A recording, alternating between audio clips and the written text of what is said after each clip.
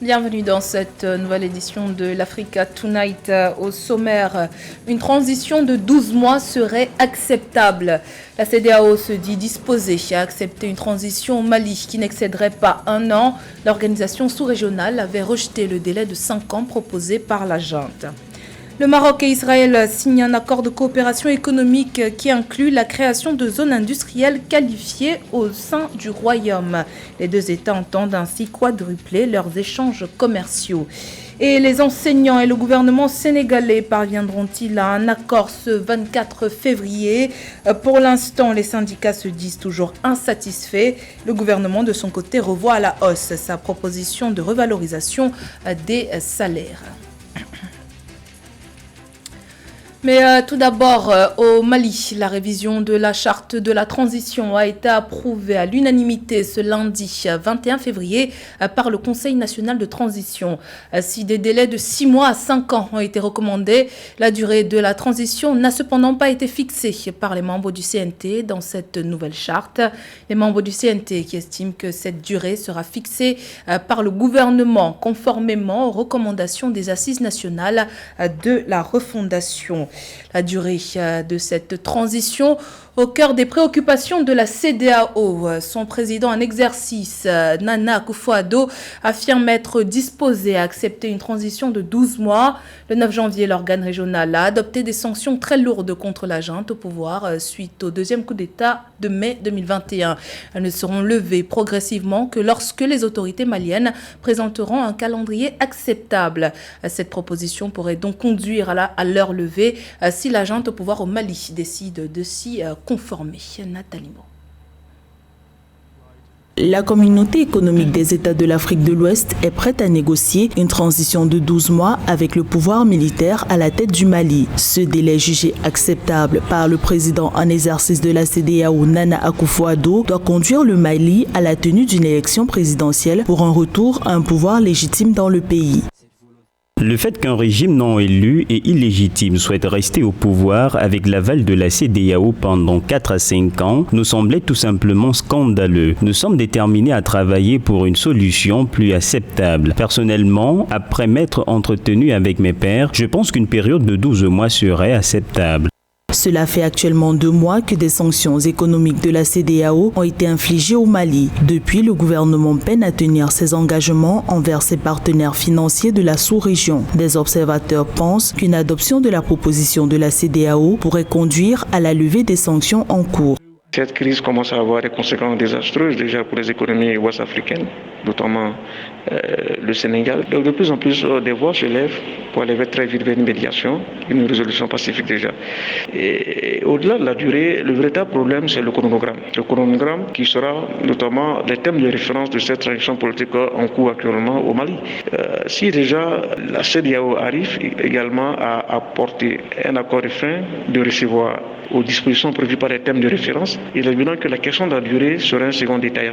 Selon des médias maliens, la sortie du président de la CEDEAO est une piqûre de rappel adressée à la junte malienne. Un chronogramme électoral est urgemment attendu par l'instance sous-régionale après que le régime actuel du Mali soit revenu sur sa décision de tenir des élections en ce mois de février 2022 qui s'achève. Également dans l'actualité, les questions sécuritaires et économiques ont été au cœur de la visite officielle du président turc Recep Tayyip Erdogan, arrivé dimanche 20 février en République démocratique du Congo pour un séjour de 2 jours. Cette visite fait suite aux rencontres bilatérales tenues entre les deux chefs d'État. En septembre 2021, le président congolais Félix Tshisekedi avait effectué une visite officielle à Ankara, également sous le signe de la coopération économique. Il s'était ensuite rendu à Istanbul en décembre 2021 où il avait pris part au sommet Turquie-Afrique. Les relations entre Ankara et Kinshasa sont au beau fixe depuis plusieurs années et le volume des investissements turcs en République démocratique du Congo ne cesse de croître. Entre les deux pays, le commerce bilatéral s'élève à environ 40 millions de dollars. La Turquie veut renforcer sa présence en Afrique. Depuis 2003, le volume de ses échanges avec le continent est passé de 2 à au moins 25 milliards de dollars. Le Maroc et Israël ont conclu ce lundi 22 février un accord de coopération en matière de commerce et d'investissement. Accord ratifié par le ministre de l'Industrie et du Commerce, Riyad Mezour, et la ministre israélienne de l'Économie et de l'Industrie, Orna Barbivaï, en visite au Royaume. En vertu de cet accord, les deux pays s'engagent à faciliter l'investissement et le commerce dans divers secteurs, tels que l'agroalimentaire, l'automobile, l'aéronautique ou encore l'industrie pharmaceutique. Accord qui inclut également la création de zones industrielles qualifiées au sein du Royaume. Celles-ci permettront de concrétiser la coopération tripartite dans le domaine du commerce et de l'investissement et de faciliter l'accès au marché américain des marchandises produites dans ces zones. Écoutons à ce propos le ministre marocain de l'Industrie et du Commerce, Riyad Mezour. L'accord de coopération économique et commerciale que nous venons de signer aujourd'hui n'est qu'une première étape sur le chemin de notre partenariat que nous voulons intense, fructueux et mutuellement bénéfique. Nous avons convenu de mettre en place les mécanismes favorisant le développement d'un partenariat économique solide, répondant aux besoins et aux attentes des deux pays. Et à cet égard, nous envisageons de tenir la première réunion du comité mixte prévu par l'accord de coopération économique et commerciale très rapidement, ainsi que l'organisation d'un forum d'affaires des deux pays. Il y a quelques jours, l'Ouganda a annoncé une suspension de 2 ans de son adhésion à l'Organisation internationale du café dans le but de faire pression sur l'organisation pour qu'elle réponde à ses préoccupations en tant que pays producteur de café. L'Ouganda a fait partie des pays producteurs de café qui ont remis en cause l'accord, arguant qu'il ne favorise que les pays consommateurs tout en ignorant les intérêts des agriculteurs. L'Ouganda est le 2e producteur de café en Afrique et classé parmi les 10 premiers producteur à Ménégie. L'Ouganda a annoncé sa suspension de l'Organisation internationale du café OIC pendant 2 ans, taxant l'organisation de favoritisme en ce qui concerne l'obtention d'un prix plus élevé et de meilleurs quotas pour certains pays consommateurs. Ce retrait momentané, d'après les autorités, permettra à l'Ouganda de se concentrer sur sa feuille de route quinquennale pour augmenter la production à 20 millions de sacs d'ici 2025-2030. Déjà, il est important de signifier que l'OIC est une organisation qui n'est ni un régulateur, ni un organisme de commercialisation. Donc, c'est plutôt un système qui surveille le marché global et ne participe donc pas à la détermination des prix. Du coup, avec les cotisations des pays membres, l'organisation ne joue qu'un rôle administratif et ne mène véritablement pas d'action de développement envers les pays producteurs. L'Ouganda commercialise son café dans le cadre de l'accord OIC de 2017 qui, selon les parties prenantes, ne favorise pas les agriculteurs et les autres acteurs. Outre la prise en compte de la valeur ajoutée, certaines des attentes de l'Ouganda touchent la question de la volatilité du prix du café, la classification des cafés à l'OIC qui ne favorise pas l'unicité du pays en tant que lieu de naissance du café Robusta ou l'Éthiopie étant l'origine de l'Arabica. Cette situation, je dirais, ne va pas impacter son économie dans la mesure où l'OIC n'a aucune intervention sur le marché. Cette inaction de l'organisation commence à la décrédibiliser auprès de plusieurs pays organisateurs. Et donc, comme les États-Unis en 2018, aujourd'hui l'Ouganda a décidé de ne pas prolonger sa signature dans le cadre du traité de 2007. L'Ouganda est l'un des acteurs majeurs du marché du café. Il représente actuellement le premier exportateur africain avec 25% de recettes en devises étrangères et le 5e au niveau mondial. Nouveau round de négociations prévu ce jeudi 24 février entre le gouvernement sénégalais et le syndicat d'enseignants G7.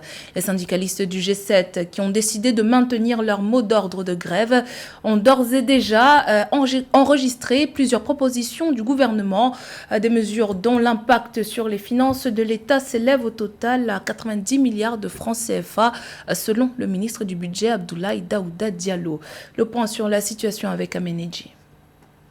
De près de 69 milliards de francs CFA d'efforts budgétaires, le montant de la prise en charge des revendications des enseignants a été porté à 90 milliards de francs CFA par l'État du Sénégal. D'après le ministre des Finances et du Budget Abdoulaye Daouda Diallo, à l'issue de la rencontre à huis clos entre le gouvernement et les syndicats d'enseignants, les principaux points ont tourné autour de la revalorisation de la prime scolaire et du statut salarial. À sa mesure vient s'ajouter la défiscalisation de l'indemnité de logement qui est de 100 000 francs. En défiscalisant cette indemnité, nous aurons un impact budgétaire de plus de 19 milliards.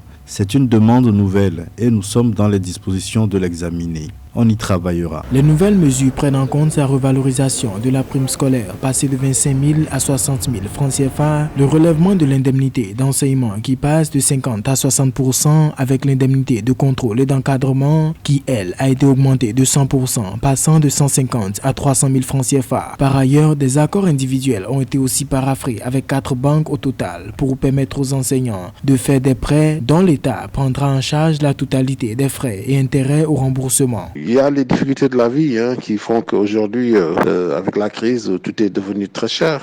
Et donc, c'est très difficile pour un simple enseignant de vouloir résoudre tous ces problèmes avec son salaire.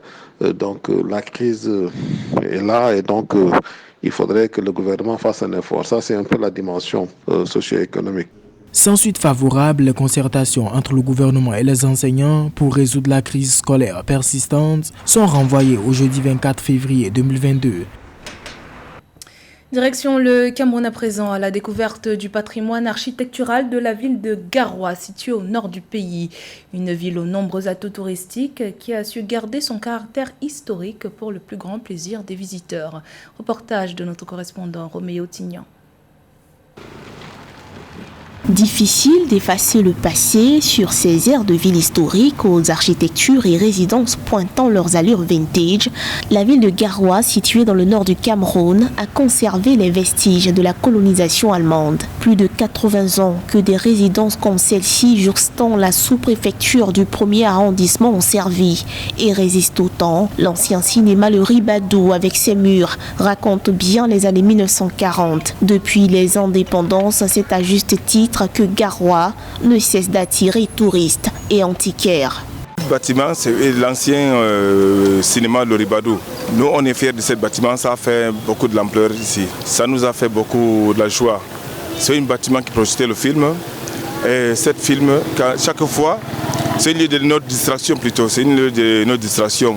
Troisième ville du Cameroun de l'ère moderne, Garoua en était encore l'une des premières avant la colonisation et les images en portent le récit.